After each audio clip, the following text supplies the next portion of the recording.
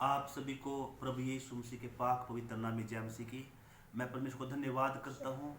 पिछले हमारे वीडियो में हमने सुना यीशु ही उद्धार करता है। आज उसका ही पार्ट 2 मैं शेयर करने जा रहा हूँ। तो प्रभु आप सबको आशीष करे। आइए मेरे साथ निकालें लूका रचित सुसमाचार 2 अध्याय उसका 10 वचन। उसमें इस प्रकार लिखा है, मत डर, देखो मैं तुम्हें बड़े आनंद का सुसमाचार सुनाता हूँ जो सब लोगों के लिए होगा। आज दाऊद के नगर में तुम्हारे लिए एक उद्धारकर्ता जन्मा है। प्रभु का धन्यवाद हो।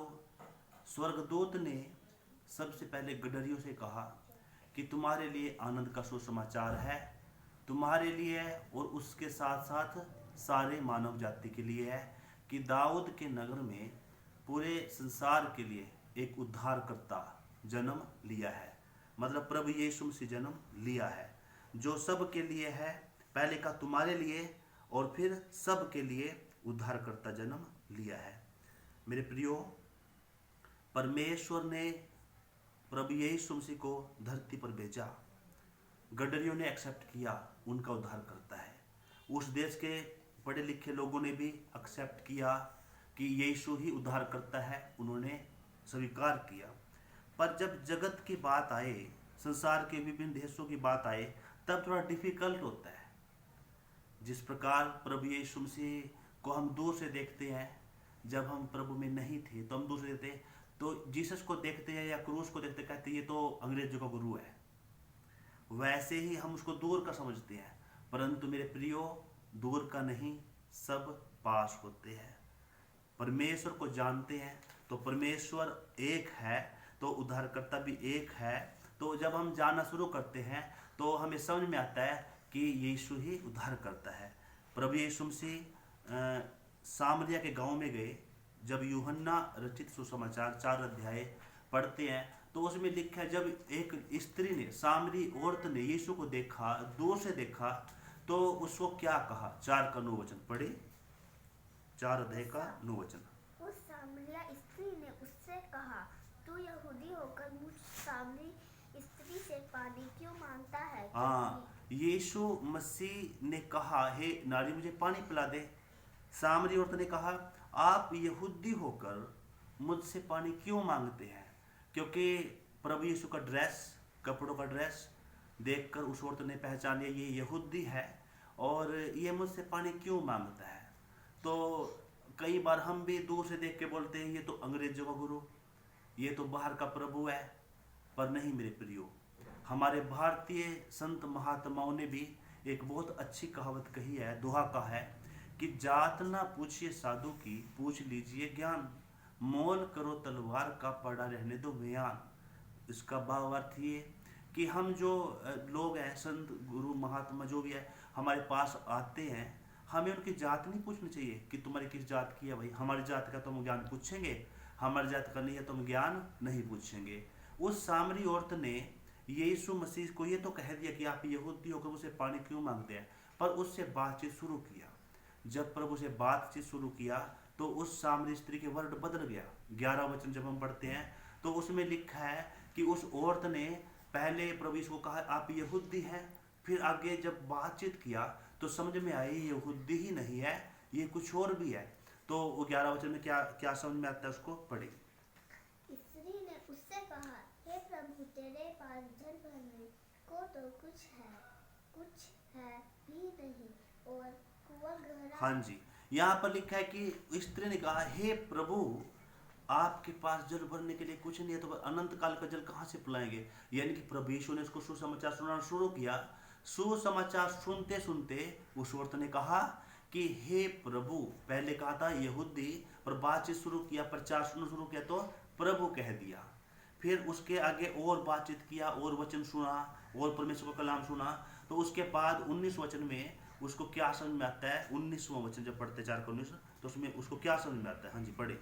स्त्री ने उससे कहा, हाँ। हे प्रभु, मुझे लगता है कि तू भविष्यवक्ता है। स्त्री ने कहा, हे प्रभु, मुझे लगता है आपके वचन सुनने से, आपके कलाम सुनने से, आपके उद्धार के वचन सुनने से मुझे पता चल गया कि आप प्रभु तो है ही है, पर आप कोई प्रोफेट लगता है, मुझे भविष्यद्वक्ता लगते हैं प्रभु आप कोई। पहले यहूदी कहा, बातचीत शुरू किया, वचन शुरू हुआ, प्रभु कहा, उसके बाद भविष्यद्वक्ता कहा। पर जब उसने और गहराई से परमेश्वर की बातों को सुना, परमेश्वर के कलाम को सुना, तो उसका 25वां वचन में उसने क्या कहा समझ में आता है। हाँ जी, 25वां वचन पढ़े। स्त्री ने उससे कहा, मैं जानती हूँ कि मसीह जो क्रूसित कहलाता है आने वाला है। हाँ, स्त्री ने कहा मैं जानती हूँ कि जो मसीह आएगा ना तो हमें सब बातें बताएगा। पर 26वां वचन में यीशु ने क्या जवाब दिया। हाँ जी पढ़े। यीशु ने उससे कहा, मैं जो तुमसे बात कर रहा हूँ मसीह हूँ। हालेलुया। तो उसको समझ में आ गया कि यही मसीह है। वो खुश हो गई। उस लेडी ने अपना घड़ा छोड़ दिया, पूरे गांव के लोगों को बुलाकर लेकर आई और पूरे गांव को इकट्ठा कर दिया वहां पर। और 4 का जब 40 वचन पढ़ते हैं तो उसमें इस प्रकार लिखा है। हाँ जी, 4 का 40 पढ़े जी।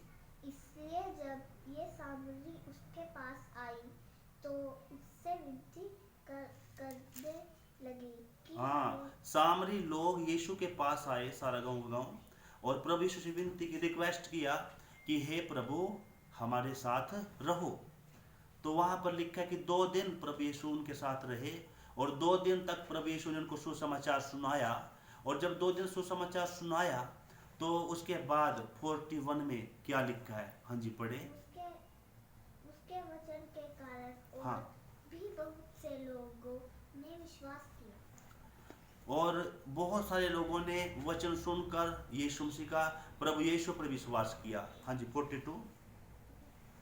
और उस स्त्री से कहा, अब हम तेरे कहने ही से पूरे गांव के लोग कहने लगे, हे स्त्री अब तेरे कहने से ही हम विश्वास नहीं करते, हमने खुद भी जान लिया कि जगत का उद्धारकर्ता यीशु मसीहा ही है, यही है जगत का उद्धारकर्ता। हाँ मेरे प्रियो, जब हम परमेश्वर के वचन को सुनते हैं और परमेश्वर के बारे में जानते हैं, सुनते हैं, समझते हैं, तो जरूर पवित्र आत्मा में समझ देगा कि उद्धारकर्ता कौन है। और हमें उसको सुनने की, उसको पढ़ने की जरूरत है। दूर से देखेंगे तो शायद हमें पराया लगेगा, पर पास जाकर देखेंगे तो अपना लगेगा।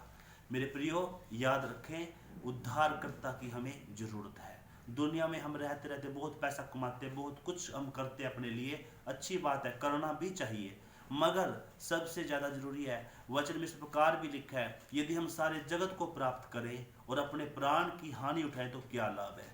हमें सब कुछ चाहिए, पर हमें अपने प्राण का भी बचाव के लिए, अपनी आत्मा के बचाव के लिए भी, कि हमारी आत्मा नरक में न डाली जाए। हमारी आत्मा का मरने के बाद या हमारी आत्मा स्वर्ग में जाना चाहिए, हम स्वर्ग में जाना चाहिए, हमें उद्धार मिलना चाहिए। यदि सैल्वेशन मिलना है तो हमें सेवियर के पास पहुंचना है, उद्धारकर्ता के पास हमें पहुंचने की जरूरत है। तो प्रभु का धन्यवाद हो, एक ही जीवन दिया यीशु मसीह ने हमें, परमेश्वर ने एक ही जीवन दिया। उस जीवन में हमें बहुत कुछ करना होता है संसार में, पर इसके अलावा सबसे बड़ी बात यह है कि हमें उद्धारकर्ता को ग्रहण करना है, परमेश्वर को ग्रहण करना है, उसके रास्ते पर चलना है, और अगला रास्ता जो परमेश्वर का रास्ते है उसको हमें संवारना है, अपने रास्ते को संवारना, परमेश्वर के राह पर चलना है। मेरे प्रियो, एक छोटी सी कहानी सुनाकर मैं बंद करूंगा। एक बार एक माता जी अपने बेटे, छोटे बेटे को मार्केट में लेकर जाती है। तो जो उस लेडी ने सामान खरीदना होता है वो सामान खरीद लेती है, पूरा सामान खरीदती है। बाद में छोटे बच्चे को बोलती है, बेटा ये 1 रुपया पकड़ और तू भी कुछ ले ले। पुराने टाइम की बात है। तो कुछ पैसा दिया उसको, 1 रुपया दिया। तो बेटा पूरी दुकान को देखता है कि मैं क्या लूँ। मम्मी ने कहा, बेटे पैसा तेरे हाथ में, जल्दी ले जो लेना है। दुकान वाला बोलता है, बेटे ले, तुझे क्या चाहिए, तुझे लेना तो जल्दी ले। बेटे ने बहुत टाइम लगाया, सोचने के बाद टाइम लगाया तो सामान ले लिया। बाद में मम्मी ने पूछा कि तूने इतना टाइम क्यों लगाया, हालांकि पैसा तेरे हाथ में था, तूने इतना टाइम सोचने में क्यों लगाया। उसने कहा, मम्मी मेरे हाथ में 1 ही रुपया था और 1 ही रुपया तो सोच समझ कर मुझे सौदा करना है।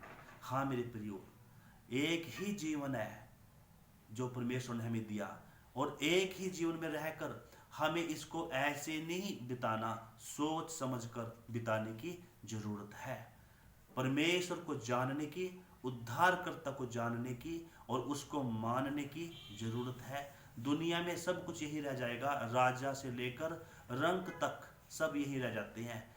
राजा अपने महल छोड़कर चले जाते हैं, रंक कंगाल भी अपनी झोपड़ी छोड़कर चले जाते हैं, पर साथ क्या लेकर जाते हैं? जो अगर खुदा परमेश्वर का नाम जपे ना, वो साथ जाएगा। तो दुनिया में रहते रहते हमें परमेश्वर को जानना, उसको मानना, उद्धारकर्ता मानना, क्योंकि गडरियों ने तो विश्वास कर लिया, जगत के लोग भी विश्वास कर रहे हैं। पर मेरे प्रियो, यदि आपने प्रभु परमेश्वर को अपना उद्धारकर्ता नहीं माना है, आप भी जरूर प्रभु को उद्धारकर्ता माने, ताकि परमेश्वर आपको ब्लेस करे और आपके द्वारा आपके घराने को भी ब्लेस करे। प्रभु आप सबको आशीष करे। सभी को जय मसीह की।